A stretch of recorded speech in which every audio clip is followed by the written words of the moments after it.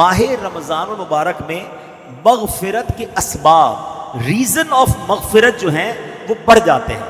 Number ایک، ماہ رمضان کا روزہ رکھنا سامان مغفرت ہے۔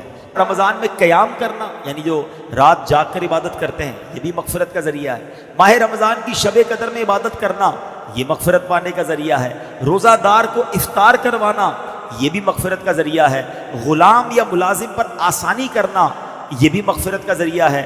رمضان المبارک میں ذکر اللہ کی کثرت کی جائے کہ حدیث پاک میں ہے ماہ رمضان میں ذکر اللہ کرنے والا بخشا ہوا ہے، تو ذکر اللہ بھی مغفرت کا ذریعہ ہے۔ رمضان مبارک میں کثرت سے استغفار کرنے سے بھی بخشش کی خیرات ملتی ہے۔ اللہ اکبر، ذرا سوچئے، اتنے سارے ریزن، اتنے سارے اسباب ہیں ماہ رمضان میں، یعنی رمضان تو ہمیں بخشوانے آ رہا ہے، ہم پر مہربانی کی جا رہی ہے، ہمیں چانس دیا جا رہا ہے کہ اے میرے گناہگار بندو، وہ مہینہ آنے والا ہے کہ تمہاری بخشش کے لیے ہے، تو ہمیں ماہ رمضان میں خوب عبادت کرنی ہے۔ اے میرے پیارے اسلامی بھائیوں، ماہ رمضان میں اب جب مغفرت کے اسباب ہم نے سنے نا، تو ہم نے کیا کیا کرنا ہے یہ ذرا غور کریں۔ سب سے پہلے تو کام یہ کرنا ہے کہ ماہ رمضان کے آنے سے پہلے پہلے ہم پکی سچی توبہ کر لیں، تاکہ گناہوں سے بالکل پاک اور صاف ہو کر رمضان المبارک کا استقبال کر پائیں۔ ماہ رمضان میں دوسرا کام کیا کریں کہ دن کا روزہ اور رات کا قیام، یعنی تراویح اور نوافل ہرگز نہ چھوڑیں۔ دوسرا کام یہ ٹارگٹ لے لیں۔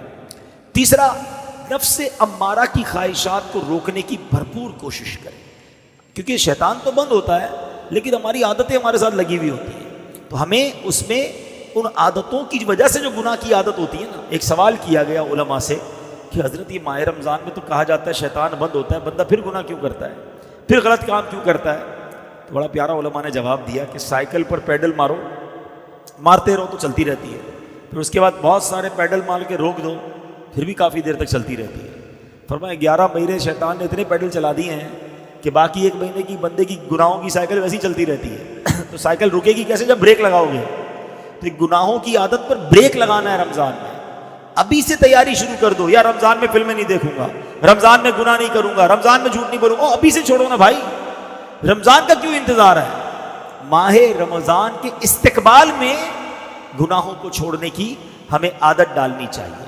اچھا، ماہ رمضان میں ایک اور آپ نے کام یہ کرنا ہے کہ پورے دن میں تمام دنیاوی خیالات سے پاک ہو کر، سارے کاموں سے فارغ ہو کر، بے شک تھوڑی دیر ایسی رکھنی ہے جو صرف اللہ کا ذکر کرنا ہے، درود پاک پڑھنا ہے۔